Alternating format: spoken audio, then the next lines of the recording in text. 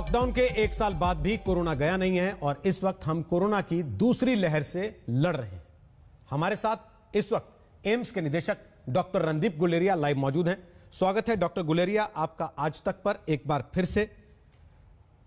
आज हम एक बार फिर उस समय बात कर रहे हैं जब देश फिर 50,000 के आसपास कोरोना केस एक दिन में देख रहा है। आखिर इसकी वजह आपको क्या लगती है, ये क्यों हुआ? इसके कई कारण हो सकते हैं, लेकिन जो मेरा मानना है कि एक बहुत बड़ा कारण ये है कि लोगों ने ये सोचना शुरू कर दिया कि अब वैक्सीन आ गई है, अब कोविड खत्म हो गया है और कोविड अप्रोप्रिएट बिहेवियर है वो बिल्कुल ही खत्म हो गया है। मास्क लगाना बिल्कुल बंद हो गया है। हम देखते हैं बाहर जाएं तो बिल्कुल क्राउड इकट्ठे हो गए हैं, लोग 2 गज की दूरी नहीं मेंटेन कर रहे हैं और हाथ धोना भी बिल्कुल कम हो गया है। वायरस कहीं गया नहीं है, वायरस हमारे बीच ही है और जब ऐसी स्थिति पैदा होती है तो वायरस एकदम फैलना शुरू हो जाता है और इसी तरह से एकदम केसेस बढ़े हैं। इसके साथ साथ हमें पता है कि वेरिएंट्स आ रहे हैं, यूके वेरिएंट है, साउथ अफ्रीकन वेरिएंट है, ब्राजीलियन वेरिएंट है और वो वेरिएंट जो है एक जगह पे नहीं रहेंगे, हमारे देश में भी आएंगे और ये वेरिएंट्स जो है ये ज्यादा जल्दी फैलते हैं। तो अगर हम कोविड अप्रोप्रिएट बिहेवियर नहीं रखेंगे और वेरिएंट्स हमारे देश में आएंगे तो वो भी एकदम जल्दी फैलेंगे और केसेस बढ़ेंगे। इसके साथ साथ सीरो सर्वेलेंस डेटा ने ये क्लियरली दिखाया है कि 70% से ज्यादा जो हमारे देश की आबादी है उनमें एंटीबॉडीज नहीं है, वो अभी भी वायरस से इन्फेक्शन होने के लिए हो सकते हैं, वो ससेप्टेबल हैं।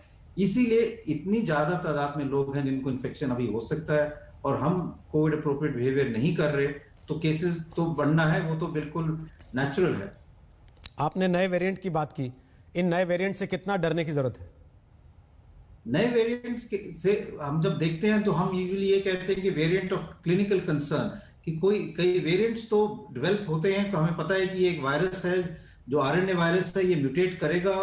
कुछ लोगों का ये मानना है कि हर महीने 2 या 3 दफा ये वायरस म्यूटेट करता है, लेकिन कुछ म्यूटेशंस ऐसी होती हैं जो कई स्पाइक प्रोटीन में होती हैं और जगह होती हैं जो वायरस को क्लिनिकली एक इंपॉर्टेंट बना देती हैं और उसमें हम 3-4 चीजें देखते हैं। एक तो ये देखते हैं कि वायरस में ऐसा म्यूटेशन तो नहीं हुआ कि अब वो ज्यादा इन्फेक्शियस हो गया, ज्यादा जल्दी फैलने लग गया। वो स्पाइक प्रोटीन में चेंज आता है कि वो ह्यूमन सेल के साथ ज्यादा आराम से चिपक जाता है और इंसान के शरीर में जल्दी फैलना शुरू हो जाता है। दूसरा हम ये देखते हैं कि ऐसा वेरिएंट तो नहीं है जो ज्यादा सीरियस इन्फेक्शन करता है, ज्यादा विरुलेंट है।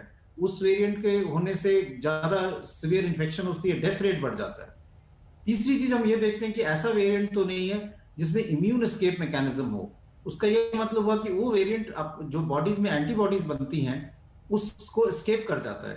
मान लो किसी को पहले कोविड हुआ है, क्या ये एक नया वेरिएंट जो है उसको फिर से इन्फेक्शन कर सकता है, री इन्फेक्शन हो सकती है, या किसी को वैक्सीन लग चुकी है लेकिन वैक्सीन के बावजूद क्या उसको फिर इन्फेक्शन हो सकती है क्योंकि जो नया वेरिएंट है वो वैक्सीन के असर को कम कर देता है। तो ये जो तीनों चीजें हैं ये हम देखते हैं और अभी तक जो डेटा आ रहा है उसमें ये है कि जो नए वेरिएंट्स आए हैं उनमें इन्फेक्टिविटी ज्यादा हो सकती है, कि ज्यादा इन्फेक्शन हो सकते हैं। इसलिए एक कारण ये भी माना जाता है कि इसके कारण केसेस ज्यादा हो सकते हैं। इसमें अभी क्लियर कट हमारे देश से डेटा नहीं है, हम इसको लिंक करना पड़ता है एपिडेमियोलॉजिकल डेटा से कि जहां जहां वेरिएंट दिख रहे हैं वहां क्या केसेस भी बढ़ रहे हैं और वो क्या उसके साथ लिंक्ड है या नहीं है, उस डेटा की जरूरत है। और साथ साथ हमें डेटा ये भी कलेक्ट करना चाहिए कि इससे वायरस की वैक्सीन की एफिकेसी पे क्या फर्क पड़ता है। अगर हम ग्लोबल डेटा देखें तो ग्लोबल डेटा ये सजेस्ट करता है कि वैक्सीन की एफिकेसी में बहुत ज्यादा फर्क अभी तक नहीं पड़ता, वैक्सीन अभी भी कामयाब रहेंगी, उनकी एफिकेसी थोड़ी बहुत कम हो सकती है लेकिन अभी तक भी हमारे पास बफर है और वैक्सीन इफेक्टिव हो सकती है। लेकिन इसको आगे फॉलो अप करने की जरूरत है कि आगे जैसे वेरिएंट्स डेवलप होते हैं तो वैक्सीन पे उसका क्या असर होगा। कुछ हद तक जिनको वैक्सीन लग चुकी है वो सुरक्षित महसूस कर सकते हैं इसका मतलब, लेकिन इस पूरी परिस्थिति में डॉक्टर साहब वैक्सीन को लेकर इतनी उदासीनता क्यों है? कई जगह राज्यों को जितनी वैक्सीन दी गई है उतनी खपाना तो दूर, वो उसकी आधी भी वैक्सीन इस्तेमाल नहीं कर पाए हैं, जबकि आज हम जब बात कर रहे हैं एक दिन में 23 लाख तक वैक्सीन लग रही है। ये बात सही है, ये वैक्सीन हेजिटेंसी है और कई लोग ये सोचते हैं कि अब कोविड खत्म हो रहा है, हमें वैक्सीन लगाने की क्या जरूरत है, या जो हम कहते हैं इन्फोडेमिक है, सोशल मीडिया में ऐसी ऐसी खबरें आती हैं कि वो सोचते हैं कि शायद वैक्सीन से खतरा है। कई लोगों को मैं जानता हूं जो मुझे कहते हैं कि हम अपने जो बुजुर्ग पेरेंट्स हैं उनको वैक्सीन नहीं लगाएंगे कि हमें लगता है वैक्सीन से उनको ज्यादा नुकसान तो नहीं होगा। मैं उनको यही समझाता हूं कि वैक्सीन से उनको प्रोटेक्शन मिलेगी, अगर उनको कोविड हो गया तो उनको बहुत सीरियस कोविड हो सकता है जो जानलेवा हो सकता है, तो उनके लिए वैक्सीन लगाना तो बहुत जरूरी है।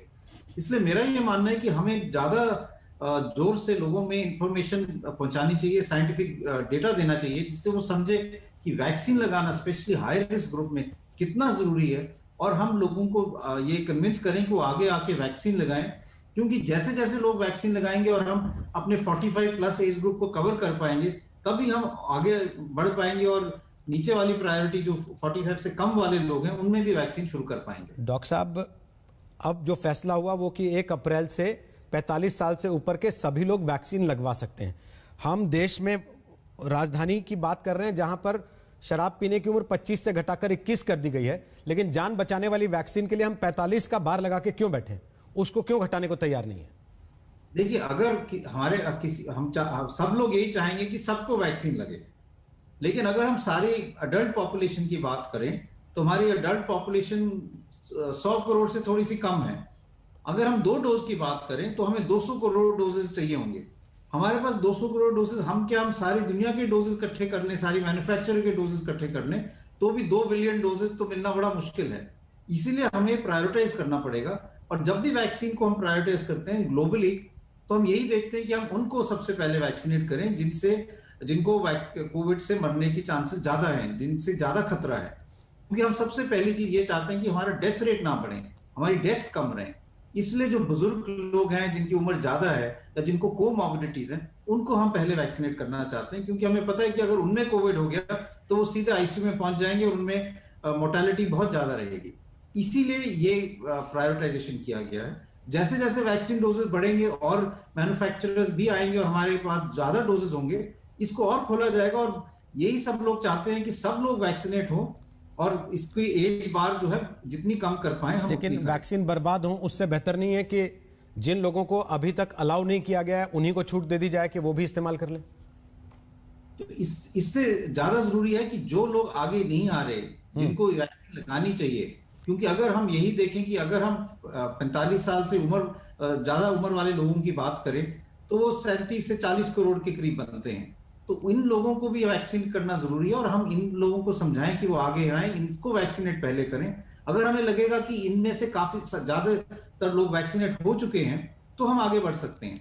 लेकिन अगर हम इनको वैक्सीनेट नहीं करेंगे और यंगर एज ग्रुप को कर देंगे और इनमें मोर्टेलिटी बढ़ जाएगी, तो फिर it will not be right, क्योंकि फिर हमारी डेथ रेट ज्यादा हो जाएगी। डॉक्टर साहब, प्राइवेट इंस्टीट्यूशंस को या ऑर्गेनाइजेशंस को वैक्सीन की अनुमति क्यों नहीं दी जा रही? मसलन अगर हम ये तय करें कि हम अपने दफ्तर के सभी लोगों को वैक्सीनेट करवाना चाहते हैं, इसकी अनुमति क्यों नहीं दी जाती है? इस तरह से संस्थानों को यह छूट क्यों नहीं दे दी जाती? मेरा मानना है कि आस्ता आस्ता ये होगा। हमें 2 चीजें इसमें देखने की जरूरत है कि कॉन्फिडेंस होना चाहिए कि हम वैक्सीन लगा सकते हैं ऑफिस में और वहां पे साइड इफेक्ट नहीं होंगे। कि किसी को वहां पे एलर्जिक रिएक्शन होगी तो वो एक सीरियस बात हो सकती है। इसलिए जब तक ये कॉन्फिडेंस नहीं है कि हमारे पास ऐसा सेटअप हो कि हम अगर वैक्सीनेशन मान लो फील्ड में लगाएं या किसी ऑफिस में लगाएं या मान लो किसी मोबाइल वैन में लगाएं, तो हमारे पास ऐसी सुविधा होनी चाहिए कि अगर किसी को उससे रिएक्शन हो तो हम उसको मैनेज कर पाए।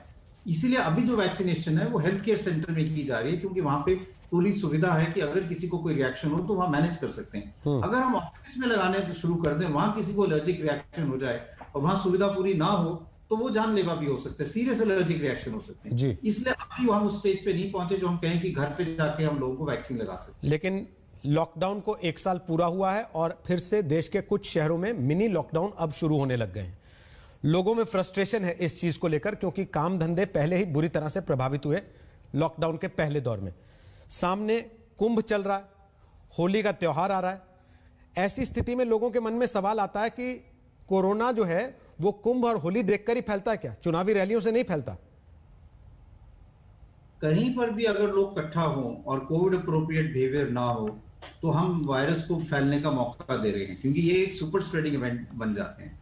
कोई भी ऐसा इवेंट हो उसको हमें जितनी कोशिश हो सके रोकने की कोशिश करनी चाहिए, क्योंकि ये एक सुपर स्प्रेडिंग इवेंट बन सकता है और जब केसेस बढ़ रहे हैं तो ये एक जरूरी कदम है। तो ये बात आपकी सही है कि हमें जहां जितना हम कर सकें करना जरूरी है। लेकिन ये भी मैं कहूंगा कि इसके साथ साथ लोगों की रिस्पॉन्सिबिलिटी बहुत जरूरी है। हमें कुंभ के जाने की जरूरत ही नहीं है, हमें सिर्फ मार्केट में जाने की जरूरत है।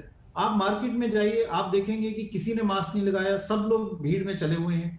आप शादियों में जाएं, मास्क लगाना, आप मास्क लगाएंगे किसी जगह में तो आपको ये कहेंगे कि आपने मास्क क्यों लगाया। कुछ लोग तो आके मुझे कहेंगे कि आपने मास्क क्यों लगाया, आपने तो वैक्सीन लगा ली, आपको मास्क लगाने की जरूरत नहीं है। तो जब लोग अपनी रिस्पॉन्सिबिलिटी नहीं समझेंगे, मास्क नहीं लगाएंगे, 2 गज की दूरी नहीं मेंटेन करेंगे, हाथ नहीं धोएंगे, तो हम इस पैंडेमिक को कंट्रोल नहीं कर पाएंगे। ये पैंडेमिक कंट्रोल करने जो है, इसमें जनता की भागीदारी बहुत जरूरी है। इसमें अस्पताल की कोई इन्वॉल्वमेंट नहीं है। ये जो लड़ाई है, ये एक लड़ाई है, आम आदमी की लड़ाई है, ये हॉस्पिटल की लड़ाई नहीं है। अगर हम कोविड अप्रोप्रिएट बिहेवियर पूरी तरह से करेंगे, वायरस को हम फैलने नहीं देंगे। लेकिन हमने वो सब कुछ छोड़ दिया और हम सोचते हैं वैक्सीन आ गई इसलिए अब सब कुछ ठीक हो जाएगा। बहुत बहुत शुक्रिया डॉक्टर गुलेरिया, आज तक पर आने के लिए और हमारे दर्शकों को एक बार फिर से इस लड़ाई को लेकर जागरूक करने के लिए। जैसा हम कह रहे हैं कि आज़ादी के बाद ये सबसे मुश्किल साल था। जैसे आज़ादी की लड़ाई किसी एक ने नहीं लड़ी थी, सबने मिलकर लड़ी थी। इसलिए ये सोचकर कि अस्पताल या डॉक्टर्स केवल कोरोना से लड़ लेंगे और जंग जीत ली जाएगी, ये ठीक नहीं होगा। इसमें सबको मिलकर लड़ना होगा। धन्यवाद डॉक्टर गुलेरिया। धन्यवाद। नमस्कार, मैं हूं अंजना ओम कश्यप। हमें उम्मीद है ये वीडियो आपको पसंद आया होगा। लेटेस्ट खबरों के लिए यूं ही देखते रहिए आज तक, और इस वीडियो के पसंद आने पर लाइक, शेयर एंड सब्सक्राइब करना ना भूलें।